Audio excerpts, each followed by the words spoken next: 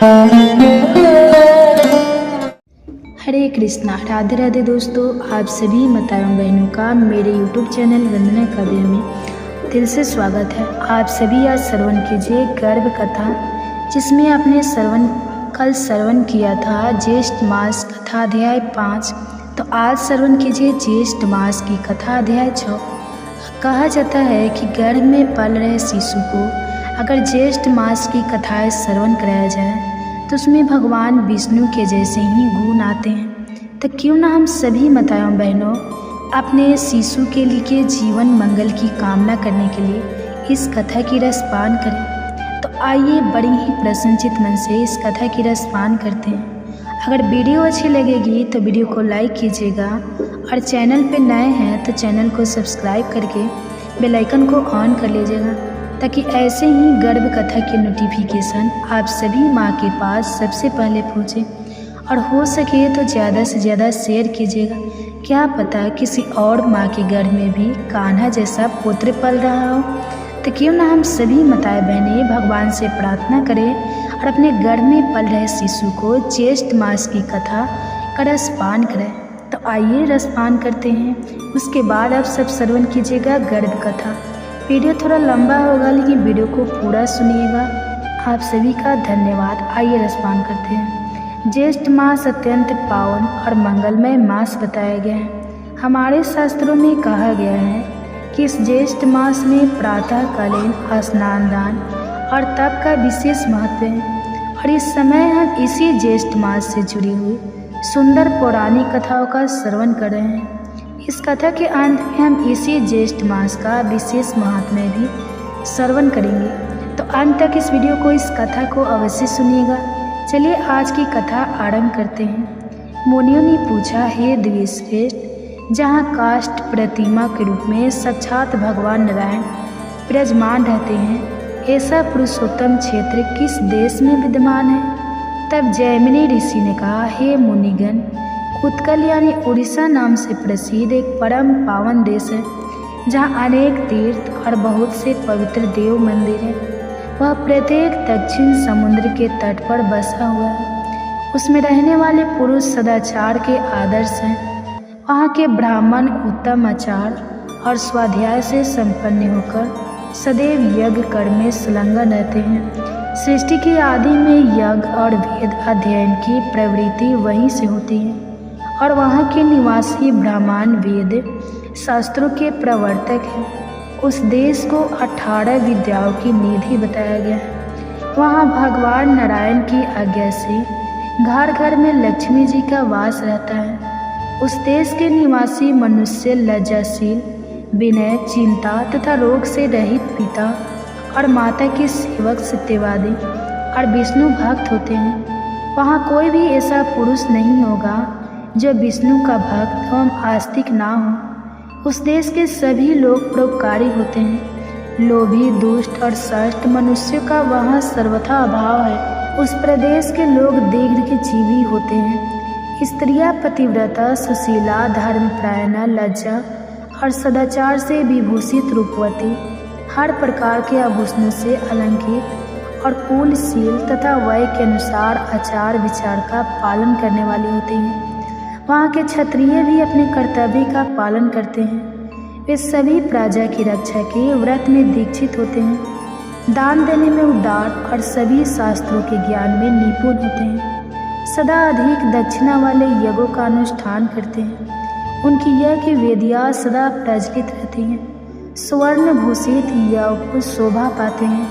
उनके घर पर पधारे हुए अतिथियों को उनकी कामना से अधिक वस्तुएं देकर संतुष्ट किया जाता है। उत्कल देश के वैश्य भी ऋषि कृषि, वाणिज्य और गौ रक्षावृत्ति में स्थित होते हैं। वे अपनी भक्ति और धन से देवता, गुरु और ब्राह्मणों को तृप्त करते हैं। वहाँ एक के घर पर पधारे हुए याचक को दूसरे के घर जाने की आवश्यकता नहीं रह जाती। उस देश के शूद्र संगीत, काव्य, कला और शिल्प में कुशल तथा प्रिय वचन बोलने वाले होते हैं। धार्मिक एवं स्नान दान आदि कर्मों में तत्पर होते हैं।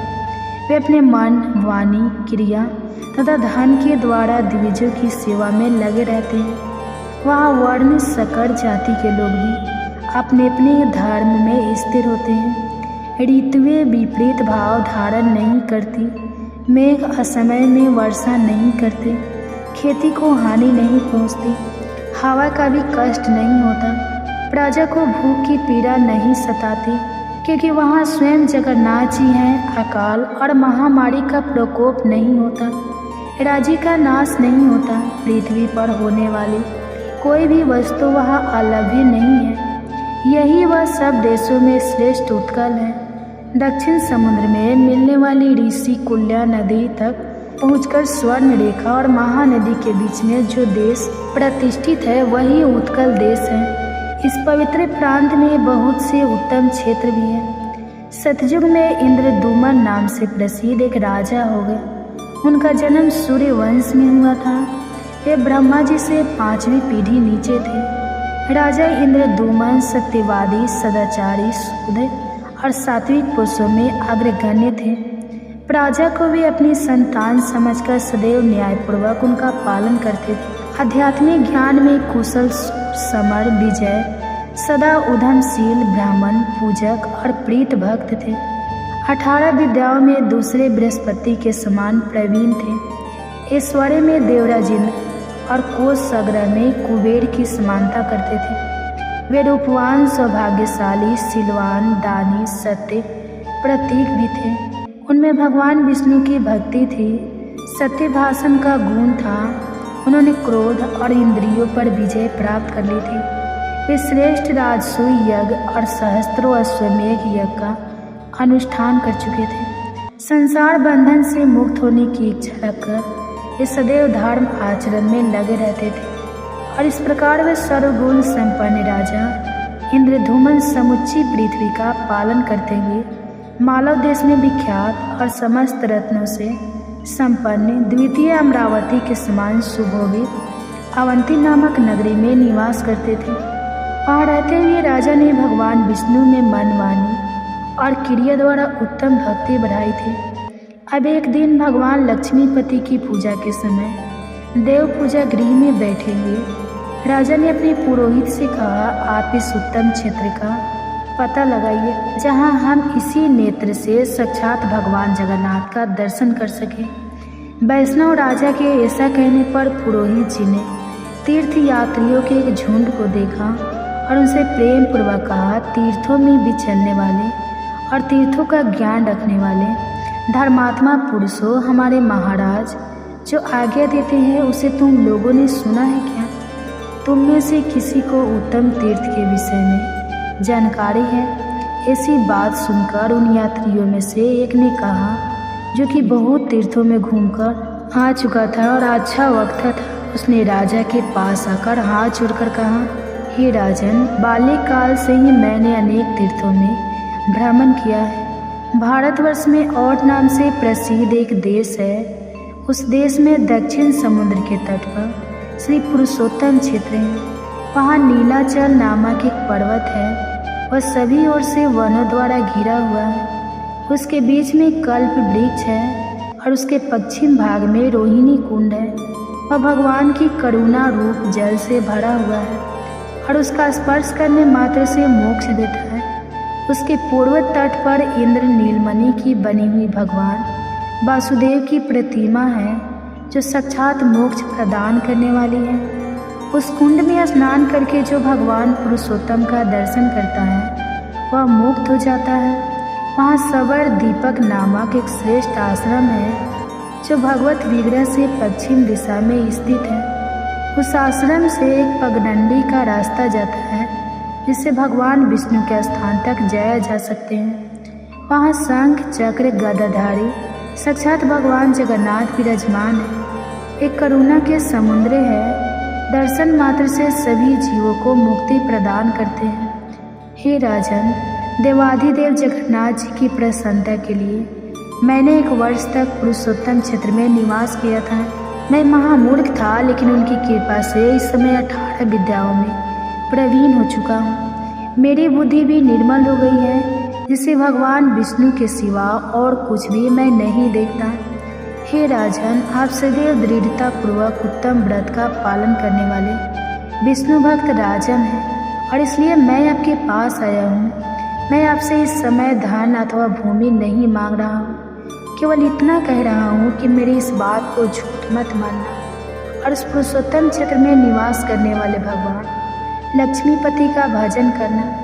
इतना कहकर वह जटाधारी यात्री सबके देखते देखते शीघ्र ही अंतर ध्यान हो गए और यह देखकर राजा को बड़ा विस्मय हुआ। वे व्याकुल होकर पुरोहित से कहने लगे, हे पुरोहित, यह अलौकिक वृत्तांत अलौकिक पुरुष से ही सुना गया है। अब मेरी बुद्धि जहाँ भगवान गदाधर विराजमान है वहाँ जाने के लिए उतावली हो रही है। हे द्विश्रेष्ठ, मेरे धर्म, अर्थ और काम एक दूसरे के अनुकूल रहकर सदा आपके अधीन रहे हैं। आपके प्रसाद से मैंने त्रिवर्ग का साधन कर लिया है।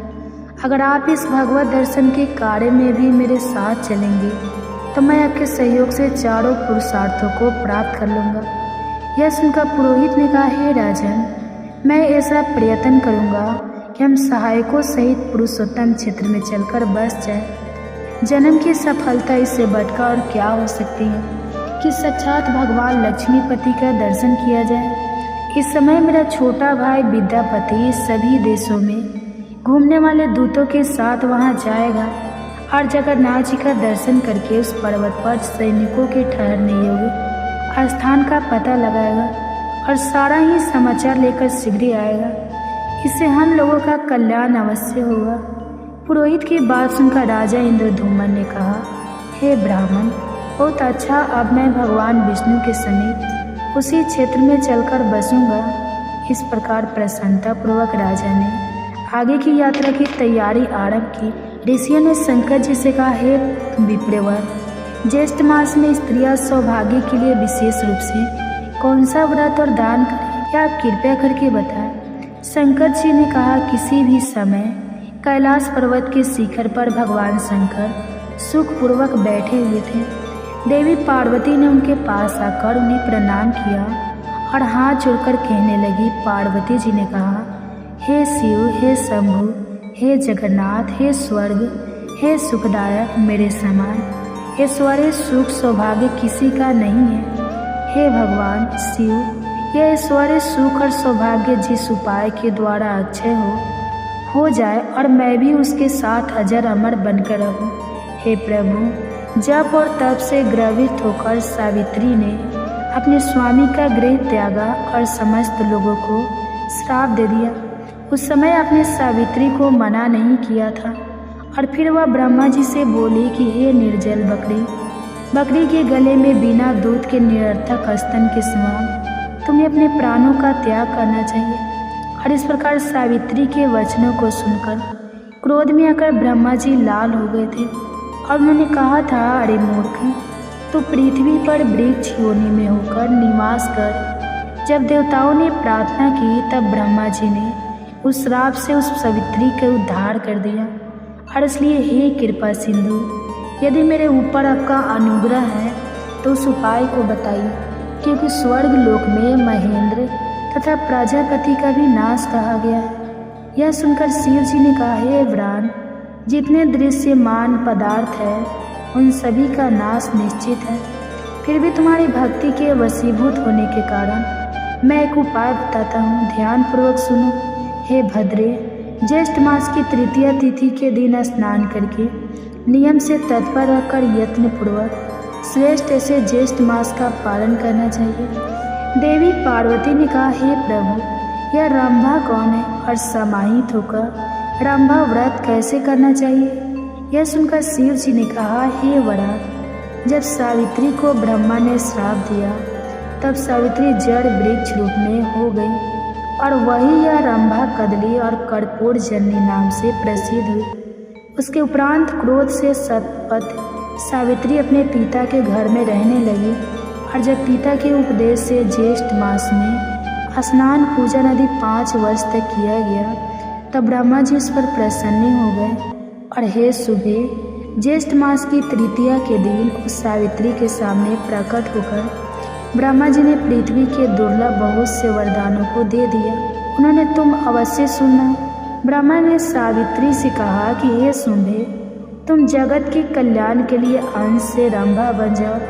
हे शुचि समते, जो ज्येष्ठ मास में तुम्हारा श्रेष्ठ पूजन करेगा उनका सौभाग्य सुख संपदा अक्षय हो जाएंगे। इतना कहकर ब्रह्मा जी सावित्री के साथ सत्यलोक में चले गए। हे भद्रे, ये सावित्री के श्राप का कारण तुमसे कहा। मैंने अब संक्षेप में रंभा व्रत के विषय में भी बताता हूँ। हे ब्राह्मण, ज्येष्ठ मास की तृतीया के दिन बगीचा या गुरु में अपनी शक्ति के अनुसार केला का वन लगा, पंचामृत, विविध गंध, पुष्पमाला, कर्पूर, पवित्र शीतल शक से प्रसिद्ध जल इत्यादि से प्रतिदिन भगवान का पूजन अर्चन करें और इस प्रकार सुंदर वन को बनाकर उसके नाभि यानी कि मध्य भाग में कलश स्थित करें और स्वर्ण की बनी उस ब्रह्मा की प्रतिमा को कलश के ऊपर स्थापित करके षोडश उपचार के पूजन करें। विविध प्रकार का नैवेद्य अर्पित करें। अपनी शक्ति के अनुसार ब्राह्मणों को भोजन कराएं और स्वयं भविष्य भोजन करें। गीत, वाद, पुराण श्रवण, कथा श्रवण, कीर्तन इत्यादि के द्वारा देवताओं के सामने जागरण करें और इस प्रकार कदली वन में बैठकर प्रतिदिन पूजन करें। समस्त कामनाओं की इच्छा करने वाले मनुष्य इस प्रकार इस मास की व्रत का पालन कर सकते हैं। एक मास पूर्ण हो जाने पर आचार्य को उचित दान दें और बहुत सा दान देकर दूध देने वाली गाय का भी दान करें। यथाशक्ति हवन करें, ब्राह्मणों को दक्षिणा दें और अपनी शक्ति के अनुसार शर्करा युक्त पायस से ब्राह्मणों को भोजन कराएं। इसके बाद विसर्जन करके पारण करें और प्राणियों को बहुत सारा अन्न दान दें। हे भद्रे, पहले तुमने मुझे प्रसन्न किया था, इसलिए यह सब रहस्य मैंने तुम्हें कह सुनाया। हे भद्रे, इस व्रत को यत्नपूर्वक करो, तुम्हें शाश्वत फल मिलेगा। प्रथम सूर्य पुत्र के निग्रह से इस व्रत को जगदीश्वर ने गुप्त रखा था। उस पवित्र व्रत को जगत के गुरु शंकर भगवान ने दिनों पर कृपा करके पार्वती जी से कह सुनाया और इस प्रकार यह व्रत उजागर हुआ और इस प्रकार ज्येष्ठ मास के महात्म का 6वां अध्याय संपन्न हुआ। हमें आशा है कि यह महात्म्य और इस मास की विशेष कथा आपको अच्छी लग रही होगी। उसे सुनते रहने के लिए आपके अपने चैनल को सब्सक्राइब करके रख लीजिए, नोटिफिकेशन ऑन रखिए और हम आपसे मिलेंगे ऐसी सुंदर कथाओं की अगली कड़ी के साथ बहुत जल्द। तब तक आप श्रवण कीजिए गर्भ कथा।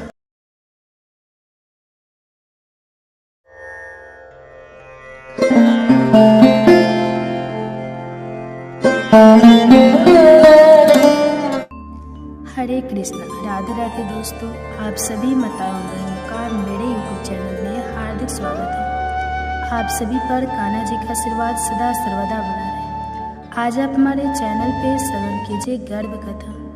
अगर कथा अच्छी लगेगी तो वीडियो को लाइक कीजिएगा और चैनल पे नए हैं तो चैनल को सब्सक्राइब करके बेल आइकन को ऑन कर लीजिएगा ताकि ऐसे ही गर्भ कथा के नोटिफिकेशन आप सभी के पास सबसे पहले पहुँचे। और कमेंट्स में हरे कृष्णा राधे राधे जरूर लिखिए ताकि आपकी एक कमेंट्स हमें प्रोत्साहित करती है कि ये कथा आपको अच्छी लगती है। तो कमेंट्स में अपना प्यार जरूर दीजिएगा और हो सके तो ज़्यादा से ज़्यादा शेयर कीजिएगा ताकि जितने भी माताएं बहनें हैं सबके साथ कथा पहुंच सके।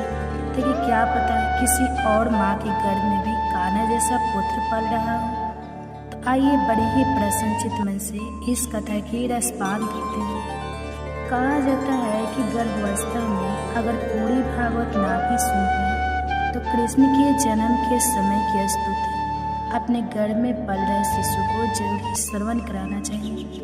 कहा जाता है कि श्रवण करने मात्र से शिशु में भगवान के जैसे ही गुण आते हैं। तो क्यों न हम सभी माताएं एवं बहनें अपने बच्चे की जीवन मंगल कामना के लिए क्यों न गर्भ में पल रहे बच्चे को जरूर श्रवण कराएं एक कृष्ण के जन्म के समय की स्तुति और उनकी पाल लीला। तो आइए श्रवण करते हैं। युगों युगों से भक्तों के हृदय में बसे भगवान श्री कृष्ण का जन्म केवल एक सांसारिक घटना नहीं बल्कि दिव्यता का प्रकटीकरण था। इस कथा का आरंभ होता है उस क्षण से जब धरती ने अपने कष्टों से व्याकुल होकर ब्रह्मा जी के पास पुकार लगाई थी। कलयुग के आगमन से पहले पृथ्वी पर अधर्म, अत्याचार और पाप का प्रभाव बढ़ चला था। कंस जैसे दुराचारी राजा जो अपनी बहन देवकी को भी नहीं बख्शता था, शासन कर रहा था, धरती गौ रूप में ब्रह्मा के पास गई और कहा, हे पितामह, अब मेरा भार सहन नहीं होता, कृपया कोई उपाय करें। ब्रह्मा जी अन्य देवताओं के साथ क्षीर सागर में भगवान विष्णु के पास पहुंचे। वहां उन्होंने परमात्मा की स्तुति की। नमः कमल नाभे नमस्ते मधुसूदन संसार वन्न तंताड़े ही जनार्दनम। भगवान विष्णु ने ब्रह्मा को आश्वासन दिया, मैं स्वयं यदुवंश में वासुदेव और देवकी के पुत्र रूप में अवतरित होऊंगा और अधर्म का विनाश करूंगा। मथुरा में वासुदेव और देवकी का विवाह संपन्न हुआ। जैसे ही कंस ने आकाशवाणी सुनी, हे कंस, तेरी बहन का 8वां पुत्र तेरा वध करेगा, वह क्रोधित हो उठा और देवकी को मारने दौड़ा। वासुदेव ने उसे रोकते हुए वचन दिया कि वह उसके हाथ अपने सभी संतान सौंप देंगे। कंस ने उन्हें कारागार में डाल दिया। एक एक करके उसने 6 पुत्रों की निर्ममता से हत्या की। 7वां गर्भ बलराम थे, जिन्हें योग माया ने रोहिणी के गर्भ में स्थानांतरित कर दिया। जब 8वां गर्भ ठहरा तो सारा ब्रह्मांड शांत हो गया। देवकी का चेहरा तेज से दमक उठा। वासुदेव ने ध्यान में भगवान का ध्यान किया। उसी क्षण देवकी ने गर्भ में भगवान विष्णु में प्रवेश किया। भगवान विष्णु का गर्भ में रहकर दिव्य स्वाद हुआ। गर्भ में भी श्री कृष्ण ने देवकी को अपने स्वरूप का दर्शन कराते रहे। देवकी ने मन ही मन प्रार्थना की, तव युगेश्वर प्रमक्रम कृते तवमेव जन्मादिभूत जगदादिभूतम तव विष्णु रक्षा प्रिलापालकोस्या प्रसिद्ध देवे से ममता में बंधनो। भगवान ने गर्भ से ही कहा, माँ, तू पूर्व जन्म में भी मेरी माता थी, इस जन्म में भी मैं तेरी कोख से जन्म लेकर भक्तों का उद्धार करूँगा। अष्टमी की अर्धरात्रि को जब सब सो रहे थे, कारागार में दिव्य प्रकाश फैला। एक अद्भुत बालक प्रकट हुआ। शंख चक्र गदा पगधारी श्रीहरि स्वयं। देवकी वासुदेव ने स्तुति की, नमो देवाय अंतिताय कलाय च युगाय च प्रसिद्धि मम्मी नाथि तव त्राहि मां भय श्रितम। भगवान ने कहा, माता पिता, अब मुझे गोप रूप में गोकुल ले चलो, मैं वहाँ अपनी लीलाएं करूँगा। वासुदेव ने जेल के द्वार खोले पर यमुना जी का जल मार्ग बन गए। उन्होंने बालक को लेकर गोकुल में यशोदा के पास पहुँचा और यशोदा के पुत्र को लेकर लौट आए। जेल में सब कुछ पहले जैसा हो गया। कंस ने जब 8वां संतान कन्या के रूप में देखे तो उसे भी मारना चाहा, परंतु वह योग माया रूप में आकाश में चली गई और कहा, तुझे मारने वाला गोकुल में पल रहा है। उधर नंद बाबा ने बालक के जन्म पर बड़ा उत्सव मनाया, जिसे नंदोत्सव कहते हैं। गोकुल में श्री कृष्ण ने अनेक लीलाएं की, जिनसे न केवल असुरों का नाश हुआ, बल्कि प्रेम, भक्ति और आनंद की वर्षा भी हुई। कंस ने बालक को मारने के लिए पूतना राक्षसी को भेजा। वह सुंदर स्त्री का रूप लेकर श्री कृष्ण को स्तनपान कराने आई, परंतु श्री कृष्ण ने उसके प्राण ही चूस लिए। पूतना मुक्त हो गई। गोकुल में सब चकित रह गए। 6 महीने के बालक कृष्ण को जब पांव से झूले में लटकाया गया, तभी संकटासुर रथ के रूप में आया।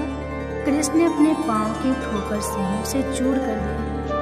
कंस ने एक और दैत्य त्रिनावृत को भेजा, जो आंधी बनकर कृष्ण को उठाकर ले गया, पर श्री कृष्ण ने उसे ही आकाश में घुमाकर पृथ्वी पर पटक दिया। जैसे जैसे श्री कृष्ण बड़े हुए, उन्होंने ग्वाल बालों संग माखन चोरी की।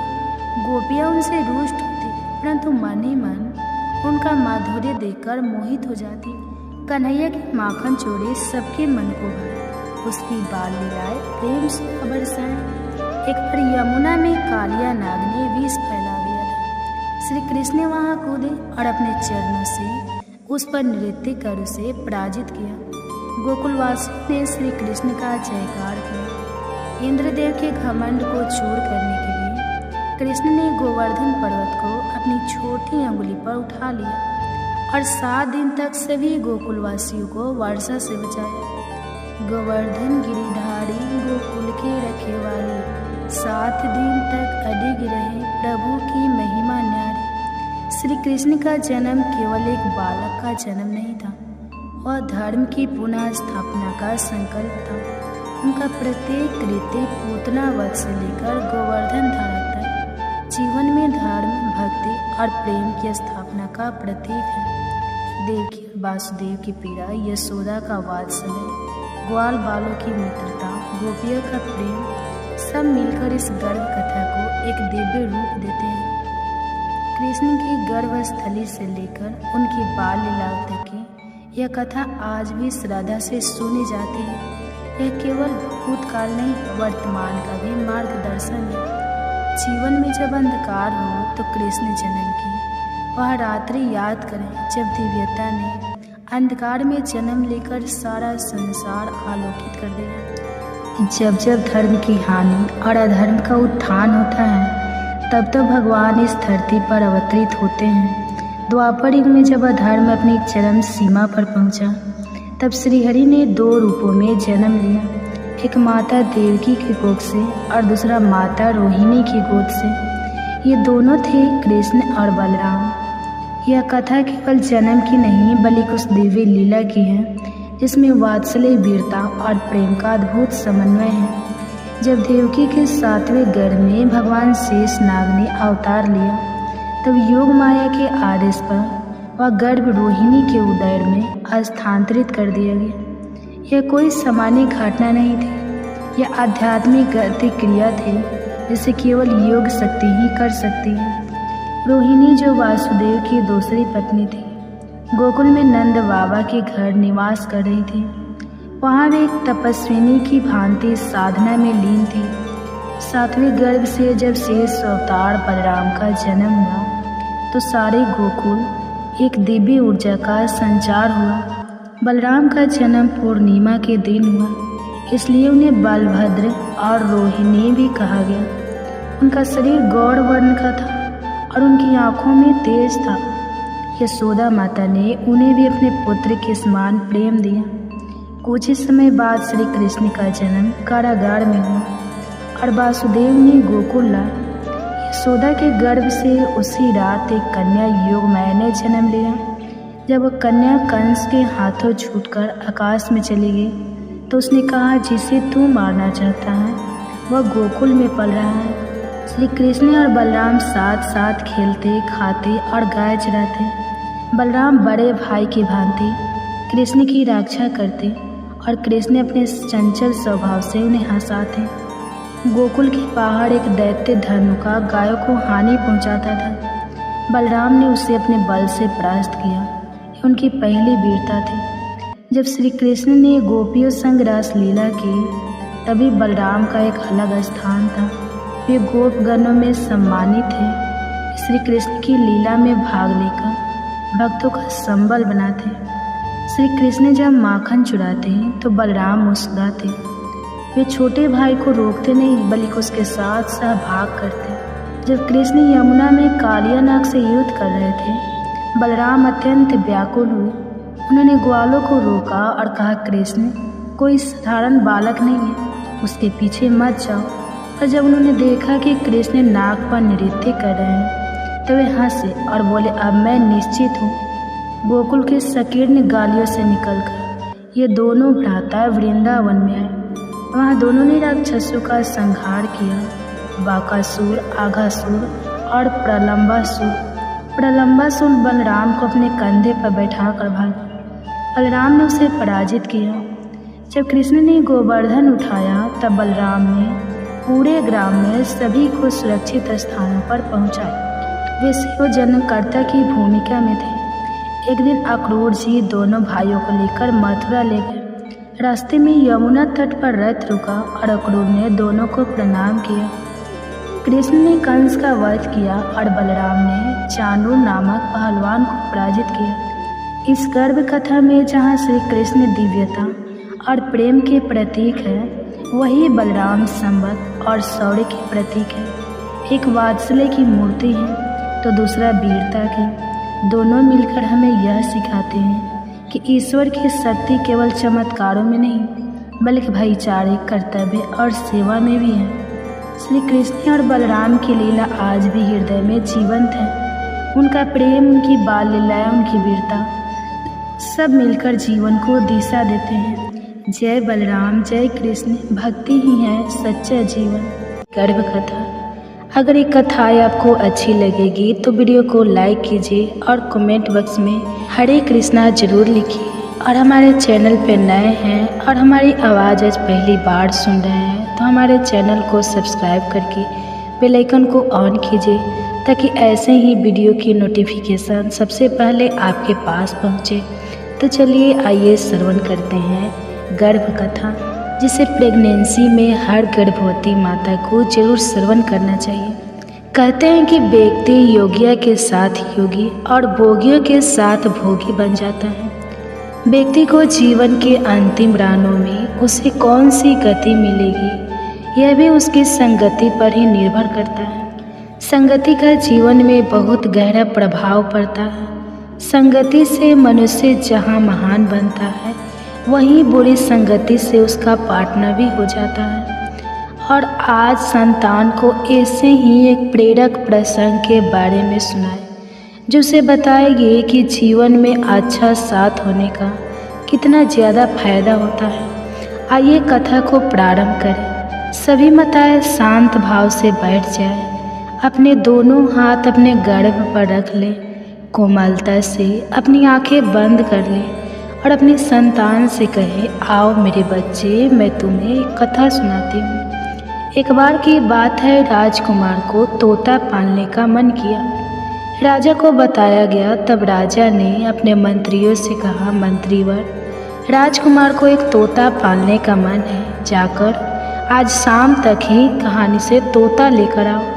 तोता एकदम से तो कहानी मिलता नहीं था, इसलिए मंत्री एक संत के पास गए और कहा, भगवान, राजा साहब एक तोता लेने की जिद कर रहे हैं, आप अपना तोता दे दो तो बड़ी कृपा होगी। संत ने कहा, ठीक है, ले लो। राजा ने सोने के पिंजरे में बड़े स्नेह से तोता की सुख सुविधा का प्रबंध किया। तो तब ब्रह्मा मुहूर्त में बोलने लगा तोता, जय श्री राम, ओम तत्सव, ओम तत्सव। उठो राजा, उठो महारानी, दुर्लभ मानव तन मिला है, यह सोने के लिए नहीं है, भजन करने को मिला है। राजा परिवार बड़े सवेरे उठकर उसकी बातें सुना करता था। राजा कहते थे कि तोता क्या मिला, हमें तो एकांत ही मिल गया। पर हर जीव की एक निश्चित आयु होती है। एक दिन वह तोता मर गया। राजा, रानी, राज परिवार और पूरे राज्य में हफ्तों तक शोक मनाया गया, झंडा झुका दिया गया। किसी प्रकार राज परिवार ने शोक का वर्णन किया और राजकाज पे पुनः गए। राजा साहब ने कहा, मंत्रीवर, खाली पिंजरा सूना लगता है, एक और तोता की व्यवस्था की जाए। मंत्री ने इधर उधर देखा, एक कसाई के यहाँ वैसा ही बहुत तोता पिंजरे में टंगा देखा। मंत्री ने कहा कि राजा साहब चाहते हैं कि यह तोता उन्हें मिले। तब कसाई ने बोला कि ठीक है। कसाई वाला तोता राजा के पिंजरे में पहुँच गया। राज परिवार बहुत प्रसन्न था। सबको लगा कि वही तोता जीवित होकर चला आया है। दोनों की नासिक, पंख, आकर, चितवन सब एक जैसे थे। लेकिन बड़े सवेरे तू तो इस प्रकार राजा को बुलाने लगा जैसे वह कसाई अपने नौकरों को उठाता था।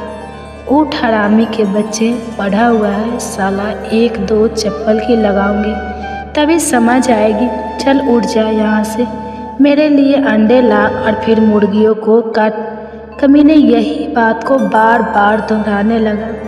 राजा को इतना क्रोध आया कि उसने तोता को पिंजरे से निकाला और गर्दन मरोड़ के केले के बाहर फेंक दिया।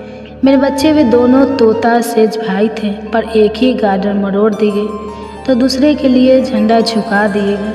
भंडारा किया गया, शोक मनाया गया। आखिर भूल हुई तो कहाँ हुई? अंतर था दोनों की संगति का। मेरे बच्चे, हम सभी को यह मानव तन समाज रूप से मिला है। बच्चे, हम सभी को यह तनाव मानव जाति सब समाज रूप से मिला है। पर कोई उसे जीवन में ऐसे काम कर जाते हैं कि उन्हें सदियों तक सब याद रखते हैं। तो कहानी कुछ लोग ऐसे भी होते हैं जिससे उनके माता पिता परिवारजन की तंग आ जाते हैं। तो इसलिए कहा जाता है कि हम सदैव अच्छे लोगों का, अच्छी किताबें का संग करना चाहिए। वही हमारे जीवन की गाड़ी को सही रास्ते पे ले जाते हैं और अंत समय हमारी गति को कम करते हैं। कबीरदास जी ने बड़े ही सरल शब्दों में कहा है, कबीर तन पंछी भाया, जहाँ मन तहाँ उड़ी जाए। जो जैसी संगति करे सो पैसा फल वैसा ही पाए। अर्थात कबीरदास जी कहते हैं कि हमारा तन एक पक्षी की तरह है, उसके पास आज़ादी भी है, वह चाहे जिस दशा में उड़ सकता है, पर उसे यह समझना चाहिए कि वह जहाँ जाएगा, उनकी संगति करेगा, उसे अपने जीवन में वैसे ही परिणाम मिलेंगे। इसलिए हमें ध्यानपूर्वक एक एक काम बढ़ाना चाहिए, अपने संगति पर सदैव पैनी नज़र रखनी चाहिए। मेरे बच्चे, चलो अब आज के लिए इतना ही। अब तुम कृष्ण की वाणी सुनो। श्री कृष्ण कहते हैं, किसी भी व्यक्ति के अपने जीवन में सफल ना होने के सबसे मुख्य कारण होते हैं खुद पर भरोसा ना होना। जीवन में वही व्यक्ति सफल होता है जिसे खुद पर भरोसा हो। जिस व्यक्ति को खुद पर भरोसा नहीं है वह कभी भी सफल नहीं हो सकता। एक बार दानवीर कर्ण ने भगवान श्री कृष्ण से अपनी व्यथा सुनाई और कहा कि हे प्रभु, जब मैं पैदा हुआ तब मेरी माँ ने मुझे त्याग दिया, इसमें मेरा क्या अपराध था। द्रोणाचार्य ने मुझे शिक्षा देने के मना कर दिया क्योंकि वह मुझे क्षत्रिय नहीं मानते थे, इसमें भी मेरा क्या अपराध। और द्रौपदी के स्वयंवर में मुझे अपमानित किया गया क्योंकि महाराज परिवार का हिस्सा नहीं हूँ। जवाब में श्री कृष्ण ने कहा, हे कर्ण, जरा ध्यान से सुनो। मेरा जन्म हुआ तब मैं कारागार में था और मैं पैदा होते ही मेरी मृत्यु मेरा प्रतीक्षा कर रही थी। जिस रात मेरा जन्म हुआ था उस रात मुझे मेरे माँ बाप से अलग होना पड़ा, जहाँ पहुँचकर मुझे हर वो एक काम करना पड़ा जो एक गरीब परिवार में करना पड़ता है। गायों का गोबर हाथ से उठाना। जब मैं चल नहीं सकता था तब मुझ पर प्राण घातक हमले किए गए, मुझे मारने की बार बार कोशिश की गई। न मेरे पास बचपन में शिक्षा थी, न ही महल था, न कोई गुरुकुल था, न कोई विशाल सेना थी, लेकिन तब भी मेरे मामा मुझे उनका सबसे बड़ा शत्रु मानते थे। मेरा भी जीवन कई चुनौतियों से गुजरा है। यह बात इतना महत्वपूर्ण नहीं है कि जीवन में कितनी बार अपमानित होना पड़ रहा है, पर यह महत्वपूर्ण है कि आप उस अपमान का जवाब कैसे दे रहे हैं।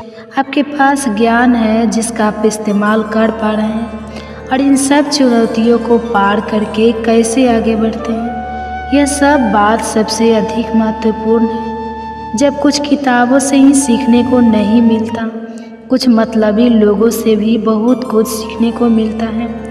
गलती उसी से होती है जो मेहनत से काम करता है। निकम्मे की ज़िंदगी में तो दूसरे की बुराई खोजने में ख़त्म हो जाती है। इज्जत इंसान की नहीं होती है, ज़रूरत की होती है। ज़रूरत ख़त्म तो इज्जत ख़त्म। बोलना सीखिए वरना ज़िंदगी भर सुनना पड़ेगा। उड़ने में बुराई नहीं है, आप भी उतना ही उड़े जहाँ से ज़मीन साफ दिखाई देती है। सिर्फ वो लोग आपकी परवाह करते हैं जो आपको तब भी सुन सकते हैं जब आप चुप होते हैं। चिंता उतनी करिए जितने में काम हो जाए, उतना नहीं कि ज़िंदगी तमाम हो जाए। आप अपने शब्दों को चाहे जितनी भी समझदारी से बोलिए, लेकिन सुनने वाला अपनी योग्यता और अपने मन के विचारों के अनुसार उसका मतलब निकालता है।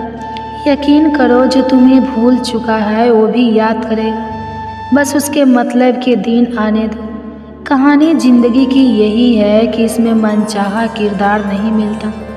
ज़िंदगी तो अपने दम पर ही जाती है, दूसरे को कंधे पर तो सिर्फ जनाजे उठाए जाते हैं।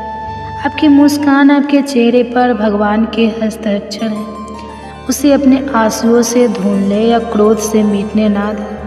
कोई भी व्यक्ति हमारा मित्र या शत्रु बनकर संसार में नहीं आता।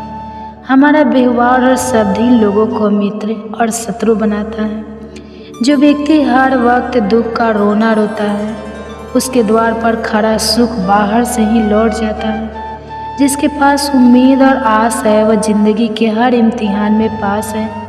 हर कोई अपना नहीं होता और यही सच है। कितने अजीब है यह जवानी के लोग खिलौना छोड़कर जज्बातों से खेलते हैं। महान दिमाग विचारों की चर्चा करता है, औसत दिमाग घटनाओं की चर्चा करता है और छोटा दिमाग लोगों की चर्चा करता है। अहंकार ना पालिए, वक्त के समंदर में कई सिकंदर डूब गए। इन 5 जगहों पर हमेशा चुप रहिए। पहला, जहां आपके शब्दों की कोई कीमत नहीं। दूसरा, जहां बोलने के बाद आपको पछताना ना करना पड़े। तीसरा, अगर आपके बोलने से किसी का दिल दुखता है। चौथा, अगर आप गुस्से में हो, क्योंकि गुस्से में इंसान बिना सोचे समझे कुछ भी बोल देता है। और पांचवा, जहाँ आपकी समझदारी से कोई सुनने वाला ना हो। किसी का कष्ट देखकर अगर तुम्हें भी कष्ट होता है तो समझ लेना तुम्हारी आत्मा में परमात्मा विराजमान है। सिर्फ सुकून ढूंढिए, ज़रूरतें कभी पूरी नहीं होती। जिंदगी में सारा झगड़ा ख्वाहिशों का है। ना तो किसी को गम चाहिए और ना ही किसी को कम चाहिए।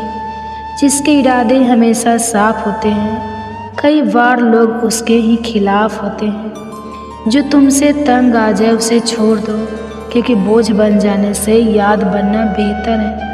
झूठ की खरीदारी ज़्यादा दिन तक नहीं टिकती। सच एक ही सही अंत तक साथ देता है।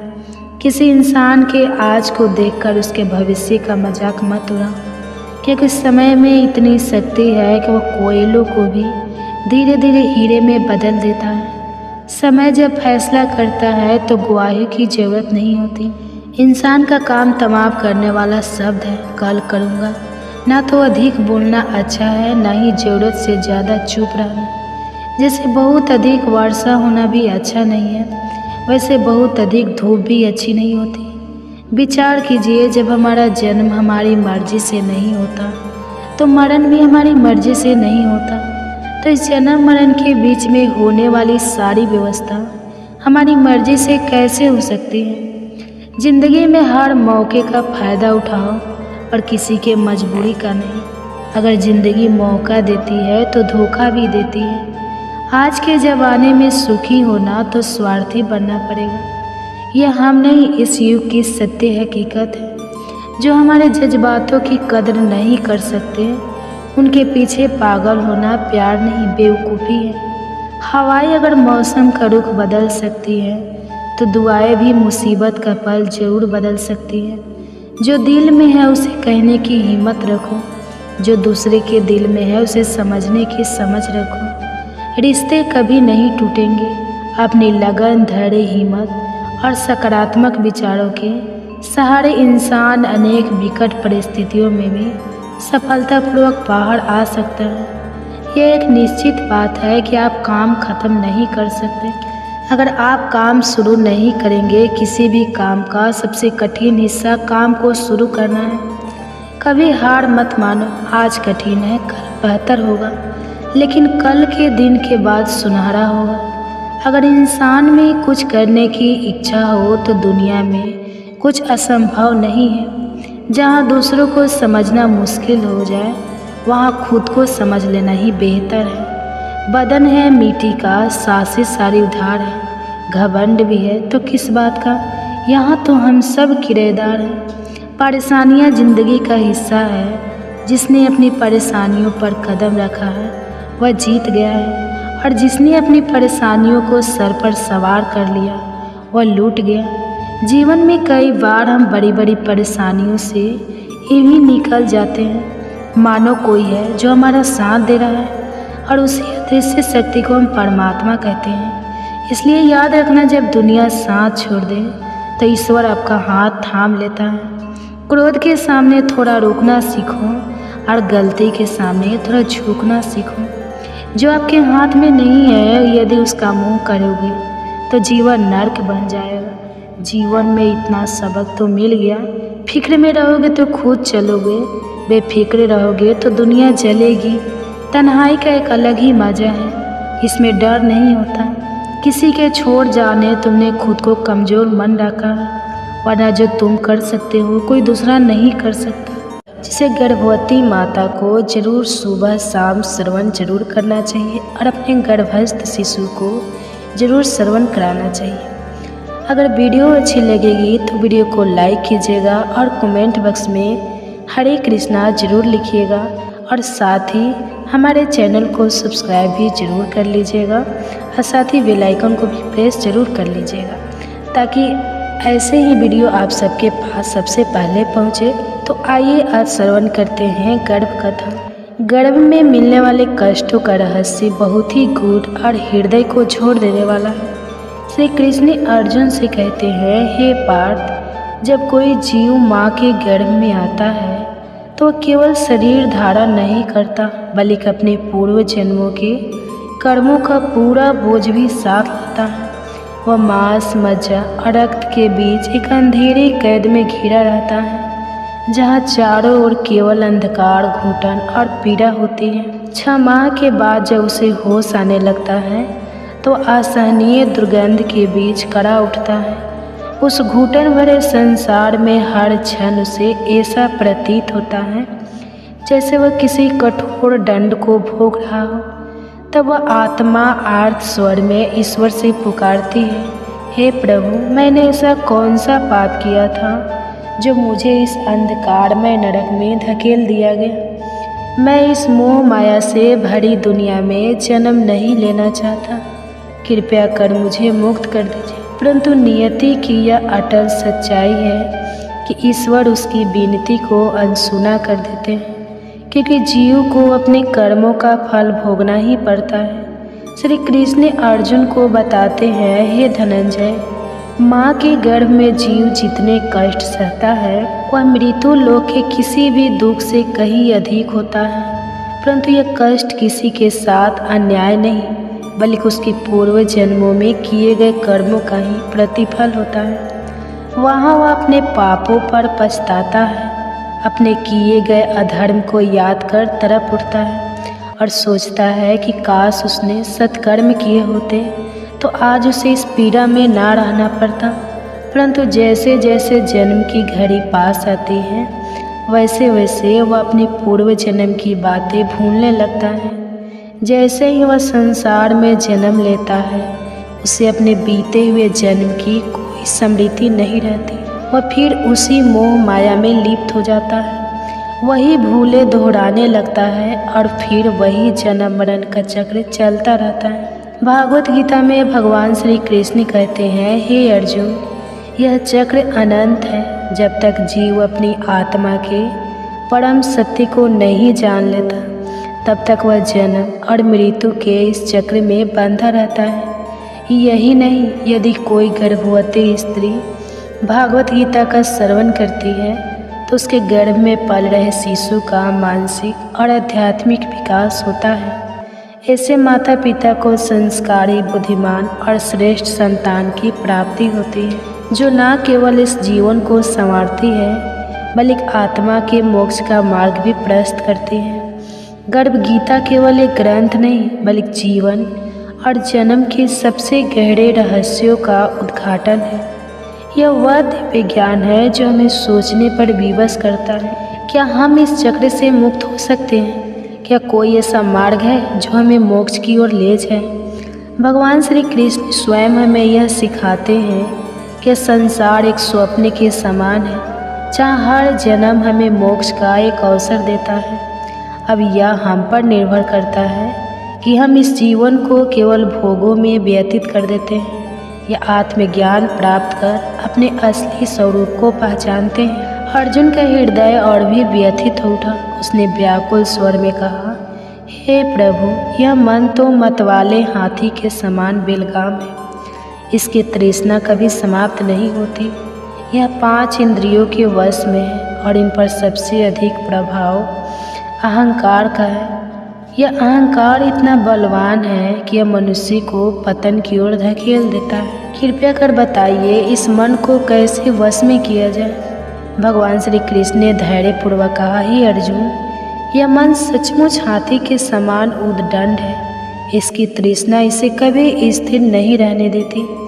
यह काम, क्रोध, लोभ, मोह और अहंकार के अधीन होकर अपने ही विनाश का कारण बनता है।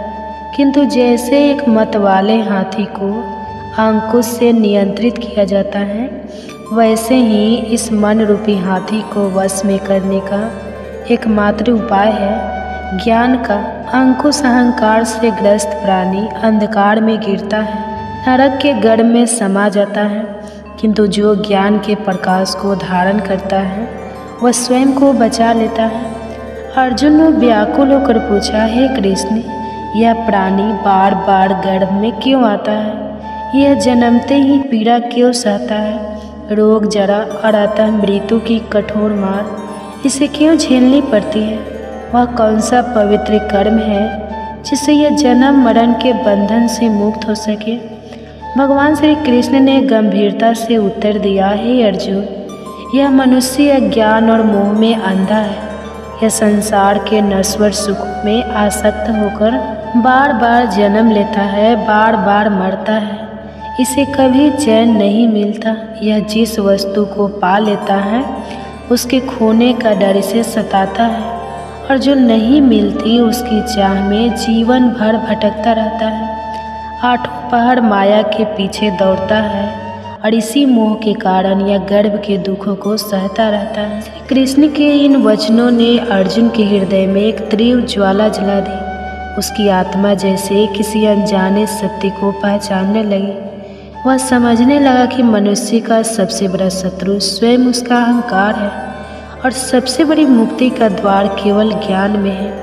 अर्जुन व्याकुल होकर बोले, हे भगवान, कुछ लोग तुम्हारे नाम का स्मरण करते हुए वन वन भटकते हैं, कुछ वैराग्य धारण कर लेते हैं, और कुछ धर्म कर्म में लीन रहते हैं।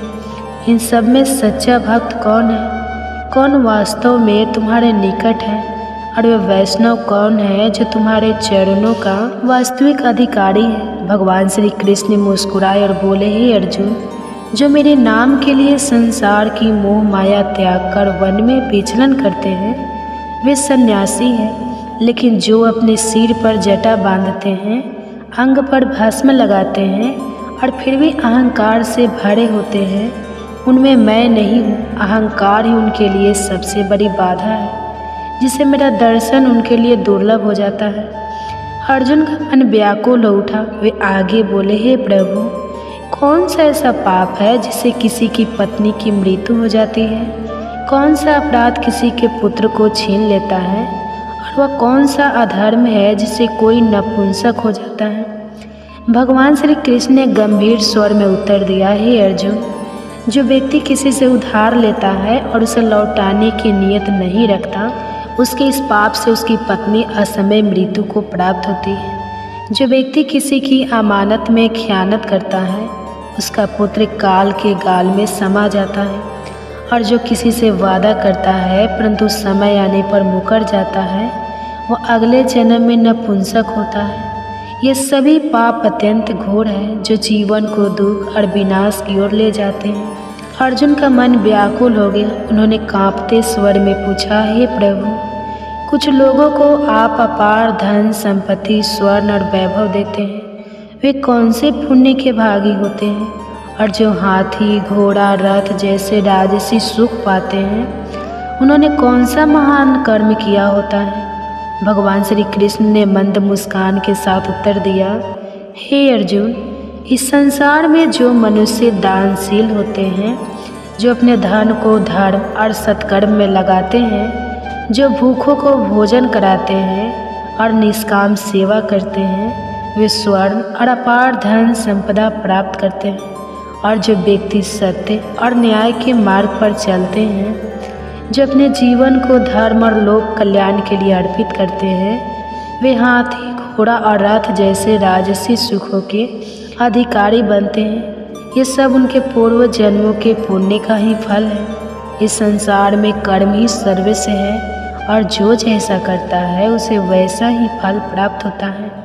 अर्जुन ये सुनकर गहरे चिंतन में डूब गए। उन्होंने समझ लिया कि संसार में कोई भी सुख दुख बिना कारण नहीं आता। हर जन्म, हर परिस्थिति, हर भाग्य केवल और केवल अपने कर्मों का ही परिणाम है। अर्जुन ने व्याकुल होकर पूछा, हे प्रभु, यह संसार इतना विविध क्यों है? कोई राजा बनता है, कोई निर्धन रहता है, कोई विद्वान होता है तो कोई अज्ञानी। किस पुण्य के प्रभाव से किसी को ऐश्वर्य मिलता है और कौन से कर्म किसी को निर्धनता की ओर ढकेल देते हैं। भगवान श्री कृष्ण ने करुणा से देखा और उत्तर दिया, हे अर्जुन, जो मनुष्य स्वर्ण का दान करते हैं वे अगले जन्म में घोड़ों और रथों के स्वामी बनते हैं। जो निष्काम भाव से कन्यादान करते हैं वे पुनः पुरुष योनि में जन्म लेते हैं। जो अन्न दान करते हैं उनका स्वरूप सुंदर होता है और जिन्होंने विद्या का दान किया है वे स्वयं भी विद्यावान होते हैं। संतों की सेवा करने वाले पुण्यात्माओं को पुत्र रत्न की प्राप्ति होती है। अर्जुन ने गहरी सांस ली और पुनः पूछा, हे प्रभु, कौन सा पाप ऐसा है जिससे मनुष्य जीवन भर रोगों से ग्रस्त रहता है? कौन सा अधर्म से गधे का जन्म लेने को बाध्य करता है? स्त्री और टूट का जन्म किस पाप के कारण प्राप्त होता है? और वह कौन सा पाप है जिससे कोई बिल्ली का जन्म पाता है? भगवान श्री कृष्ण का स्वर गंभीर हो गया। हे अर्जुन, जो व्यक्ति कन्यादान करते समय धन लेते हैं वे पापी होते हैं और यही कारण है कि वे जीवन भर रोगों से पीड़ित रहते हैं। जो व्यक्ति अपनी वासनाओं में डूबकर मदिरा का सेवन करते हैं वे अगले जन्म में टट्टू बनते हैं। जो झूठी गवाही देते हैं वे स्त्री योनि में जन्म लेते हैं। जो महिलाएं पहले स्वयं भोजन कर लेती हैं और फिर ईश्वर को अर्घ्य दान देती हैं वे अगले जन्म में बिल्ली बनती हैं। और जो लोग झूठी वस्तु दान करते हैं वे अगले जन्म में गुलाम स्त्रियों बनती हैं। अर्जुन का हृदय और अधिक प्रश्नों से भर गया। उन्होंने अधीर होकर पूछा, हे प्रभु, कोई धन का प्रेमी होता है, कोई स्त्रियों में आसक्त रहता है, या आकर्षण किस कारण उत्पन्न होता है? श्री कृष्ण गंभीर स्वर में बोले, हे अर्जुन, धन और स्त्री दोनों नाशवान हैं। यह माया का मोह जाल है जो जीव को भटकाता है। केवल मेरी भक्ति ऐसी है जो कभी नष्ट नहीं होती। जो मेरी शरण में आता है वही सच्ची शांति पाता है। अर्जुन ने और अधिक गहराई से जानना चाहा। उन्होंने पूछा, हे भगवान, यह राजपाट किस पुण्य से प्राप्त होता है? कौन सा धर्म करने से विद्या का वरदान मिलता है? भगवान श्री कृष्ण का स्वर और अधिक गंभीर हो गया। हे अर्जुन, जो प्राणी काशी में निष्काम भाव से तप करते हुए देह त्यागते हैं वे राजा बनते हैं। और जो गुरु की सेवा निष्ठा और समर्पण से करते हैं वे विद्या प्राप्त करते हैं। ये संसार केवल कर्मों का प्रतिफल है।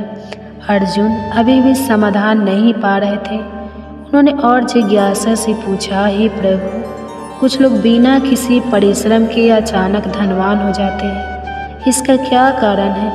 भगवान श्री कृष्ण मुस्कुराए और बोले, हे अर्जुन, जो गुप्त दान करते हैं, जो बिना किसी दिखावे के दूसरों की सहायता करते हैं, वे अचानक धन संपत्ति प्राप्त करते हैं। जो परमेश्वर के कार्य में लगते हैं, जो परोपकार में अपना जीवन अर्पित करते हैं, वे सदैव रोगों से मुक्त रहते हैं। अब अर्जुन के मन में पापों को लेकर जिज्ञासा उठी। उन्होंने भयभीत स्वर में पूछा, हे भगवान, कौन से पाप मनुष्य को अम्ली नशेड़ी बना देते हैं? कौन से पाप से गूंगे हो जाते हैं और कौन सा पाप कुष्ठ रोग का कारण बनता है? भगवान श्री कृष्ण के नेत्रों में एक गहरी गंभीरता झलक उठी। वे बोले, हे अर्जुन, जो व्यक्ति नीच कुल की स्त्रियों के साथ अनुचित संबंध रखते हैं वे अगले जन्म में अमली बनते हैं। जो गुरु से शिक्षा प्राप्त करके भी उसे भूल जाते हैं, अपने गुरु का अपमान करते हैं, वे गूंगे होते हैं। और जो निर्दोष गौ की हत्या करते हैं वे कुष्ठ रोग से पीड़ित होते हैं। इन पापों का प्रायश्चित अत्यंत कठिन होता है। अर्जुन का हृदय पीड़ा से भर उठा। उन्होंने कांपते हुए कहा, हे प्रभु, कोई व्यक्ति रक्त विकार से ग्रस्त क्यों होता है? कोई निर्धन क्यों जन्म लेता है? किस पाप के कारण खंड वायु का कष्ट मिलता है? कौन से पाप से कोई अंधा या पंगु बनता है? और कुछ स्त्रियां बाल विधवा क्यों होती है? भगवान श्री कृष्ण का स्वर करुणा से भर उठा। हे अर्जुन, यह सब पापों का परिणाम है। जो व्यक्ति अन्याय से अर्जित धन से अपना जीवन व्यतीत करता है और रक्त विकार से ग्रस्त होता है, जो मनुष्य दूसरों का हक छीनता है, वह निर्धनता का जीवन जीता है। जो प्राणी के साथ छल करता है वह अगले जन्म में खंड वायु लकवे का शिकार होता है। जो अपने माता पिता का अपमान करता है वे अगले जन्म में अंधे या पंगु जन्म लेते हैं। और जो स्त्रियां छल कपट से अपने पति को कष्ट देती हैं वे अगले जन्म में बाल विधवा हो जाती हैं। अर्जुन के नेत्रों में अश्रु छलक पड़े। वे समझ गए कि संसार में सुख दुख स्वास्थ्य रोग धन निर्धनता सब कुछ केवल और केवल कर्मों का ही फल है। जो जैसा करता है उसे वैसा ही फल भोगना पड़ता है। अर्जुन ने गहरी श्रद्धा से भगवान श्री कृष्ण के चरणों में प्रणाम किया और अत्यंत भावुक होकर पूछा, हे प्रभु, आप पर ब्रह्मा हैं। आप जानते हैं आपको कोटि कोटि प्रणाम। पहले मैं आपको केवल अपना संबंधी मानता था, परंतु अब मैं आपको संपूर्ण ब्रह्मांड के ईश्वर रूप में देख रहा हूँ।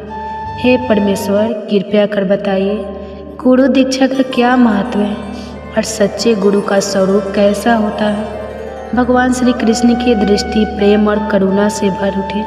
वे मंद मुस्कान के साथ बोले, हे अर्जुन, धन्य हो तुम, धन्य है वो माता पिता जिन्होंने तुम जैसा पुत्र पाया। तुम्हारी जिज्ञासा तुम्हारे उद्धार का संकेत है। हे अर्जुन, इस संसार में गुरु का स्थान सर्वोच्च है। संपूर्ण ब्रह्मांड का गुरु स्वयं जगन्नाथ है। विद्या का गुरु काशी है और चारों वर्णों के लिए सन्यासी गुरु का स्वरूप होता है। सन्यासी वही कहलाता है जिसने सब कुछ त्याग कर केवल मेरे नाम में अपना मन लगाया हो।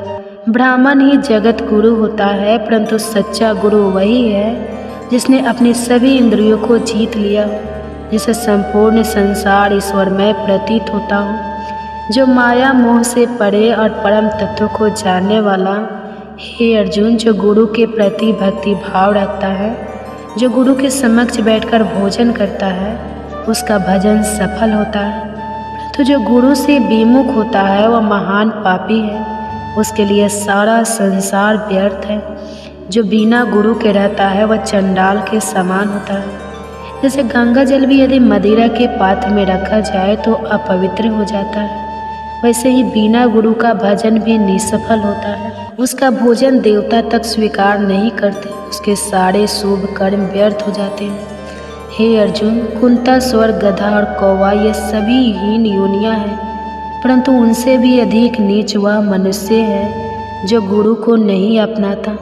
गुरु के बिना कोई भी प्राणी मोक्ष प्राप्त नहीं कर सकता।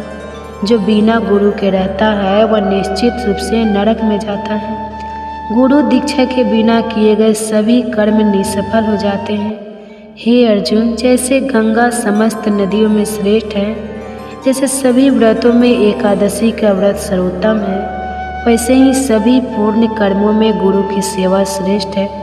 जो गुरु को अपनाए बिना धर्म करता है वह केवल पशु योनि में उसका फल भोगता है और 84 लाख योनियों में भटकता रहता है। अर्जुन का हृदय भाव विह्वल हो उठा। उनकी आंखों में श्रद्धा के आंसू छलक है। उन्होंने कांपते स्वर में पूछा, हे प्रभु, गुरु दीक्षा क्या होती है? कैसे एक साधारण प्राणी गुरु की कृपा प्राप्त कर सकता है? भगवान श्री कृष्ण के नेत्रों में दिव्य तेज झलक उठा। उन्होंने गंभीर और मधुर स्वर में कहा, हे अर्जुन, धन्य है तेरा जन्म, क्योंकि तूने यह परम पवित्र प्रश्न किया। गुरु दीक्षा मात्र 2 अक्षरों में समाई हुई है, हरि एव और हरि एम एव। 2 अक्षर गुरु द्वारा प्रदान किए जाते हैं और चारों वर्णों के लिए इन्हें अपनाना सर्वोत्तम है। जो व्यक्ति गुरु की सच्चे मन से सेवा करता है वह मेरे हृदय में स्थान पाता है। वह 84 लाख योनियों से मुक्त हो जाता है, जन्म मरण के बंधन से छूट जाता है और नरक के दुखों से बच जाता है। जो गुरु की सेवा नहीं करता वह 3 करोड़ 50 लाख वर्षों तक नरक भोगता है, लेकिन जो गुरु की सेवा करता है वह कई अश्वमेध यज्ञों के पुण्य का भागी बनता है। गुरु की सेवा करना ही मेरी सेवा करना है। हे अर्जुन, हमारे इस पवित्र स्वाद को जो भी प्राणी श्रद्धा से पढ़ेगा और सुनेगा वह जन्म जन्मांतर के कष्टों से मुक्त हो जाएगा। उसके 84 लाख योनियाँ कट जाएगी और वह गर्भ के दुखों से सदा के लिए मुक्त हो जाएगा। अर्जुन की आंखों से अश्रुधारा बह निकली। उन्होंने श्री कृष्ण के चरणों में सिर झुका दिया और उनके भीतर एक असीम शांति का संचार हुआ। अब उन्हें अपना मार्ग स्पष्ट दिखने लगा। गुरु की भक्ति और सेवा ही परम सत्य है। वृद्ध जनों के प्रति कर्तव्य परिवार के सदस्यों का कर्तव्य है कि वे वृद्धों को यह महसूस ना होने दे कि उनका इस घर में कोई स्थान नहीं रहा। उन्हें ऐसा लगना चाहिए कि परिवार उनके प्रति प्रेम और उनका सम्मान रखता है। यदि हम आज अपने बुजुर्गों की सेवा करेंगे तो कल हमारी संतानें भी हमें वही आदर देंगी। यह जीवन का चक्र है, जो बोवेगे वही पाओगे। गृहस्थों का कर्तव्य है कि जो भी अतिथि या अभाग्यत उनके द्वार पर आए उसका उचित सत्कार करें। भारतीय संस्कृति में कहा गया है, अतिथि देवो भव। जहाँ अतिथियों का सम्मान नहीं होता वहाँ समाज और परिवार की उन्नति रुक जाती है। परिवार की एकता भी बहुत महत्वपूर्ण है। जहाँ लोग एक दूसरे से खुलकर संवाद नहीं करते, एक दूसरे से कटे कटे रहते हैं, वह समाज और परिवार शीघ्र ही बिखरने लगते हैं। इसके विपरीत जहाँ शाम को सभी सदस्य मिलकर बैठते हैं, अपनी बातें साझा करते हैं और परस्पर प्रेम भाव रखते हैं, वहाँ परिवार में सुख और समृद्धि बनी रहती है। अगर कोई व्यापार लगातार घाटे में चल रहा हो तो उसे सफल नहीं कहा जाता। इसी तरह मानव जीवन भी एक व्यापार की तरह है। अगर इसमें प्रसन्नता, शांति और संतोष नहीं है तो यह घाटे में ही चल रहा है। अत्यधिक इच्छाएं, अहंकार, द्वेष, क्रोध, असहिष्णुता और स्वार्थ, यह सभी जीवन को धीरे धीरे नष्ट कर देते हैं। बहुत से लोग सारी भौतिक सुविधाएं होने के बावजूद भी मानसिक रूप से परेशान रहते हैं, क्योंकि वे ईर्ष्या, द्वेष, कलह, चिंता और मानसिक उलझनों में उलझे रहते हैं। धन अधिक हो या कम, लेकिन मन यदि पवित्र है तो जीवन सुखी रहेगा। शुद्ध विचार, संतों और सज्जनों की संगति से मन की पवित्रता बनी रहती है। बुढ़ापा जीवन का अंतिम सत्य, अंत भला तो सब भला, यह कहावत सही है, लेकिन अधिकांश लोगों के लिए बुढ़ापा सबसे कष्टदायक समय बन जाता है। जो व्यक्ति अपने पूरे जीवन में क्रोध, ईर्ष्या, स्वार्थ और कटुता को पालता है, उसका बुढ़ापा भी दुखदायी हो जाता है। परंतु जो संतोष, सेवा और प्रेम का मार्ग अपनाता है, वो अपने जीवन के अंतिम पड़ाव को भी शांति और सुख के साथ व्यतीत करता है। वास्तविक सुख बाहरी चीज़ों में नहीं, मन की शांति, अच्छे विचारों और प्रेम पूर्ण संबंधों में है। वृद्धों का सम्मान करें, उनके अनुभवों से सीखें, परिवार में प्रेम और एकता बनाए रखें, मन को शुद्ध रखें ताकि जीवन के अंतिम क्षण भी सुखद और शांतिपूर्ण हो। दोस्तों, अगर आपको ये वीडियो पसंद आई हो तो लाइक, शेयर और सब्सक्राइब करना ना भूलें। यदि आप हमारे YouTube चैनल वंदना काव्य पर नए हैं तो सब्सक्राइब करके बेल आइकन दबाएं ताकि हमारी हर नई वीडियो सबसे पहले आप तक पहुंचे। कमेंट्स में जय श्री कृष्णा, राधे राधे लिखना, अपना आशीर्वाद दें। हमारी पूरी वीडियो देखने के लिए धन्यवाद। जय